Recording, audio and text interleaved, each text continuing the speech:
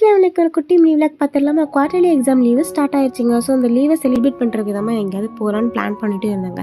கழுதை விட்டால் குட்டிச்சவர் அந்த ராம்நாட் தவிர ஒரு வழி இல்லைங்க. ராம்நாட்டுக்கும் ஒரு வீட்டுக்கு போக வேண்டியது இருந்துச்சு. ஸோ நாங்கள் இங்கேருந்து ஆஃப்டர்நூன் 2 மணிக்கு கிளம்பி அந்த வீட்டுக்கு போயிட்டு அங்கேருந்து 6 o'clock கிளம்பி ரிட்டன் வந்துட்டாங்க. நாங்கள் வர்ற வழியில் ஒரு ஹோட்டலில் வந்து பஜ்ஜி சொஜ்ஜி எல்லாம் சுட சுட சாப்பிட்டாங்க.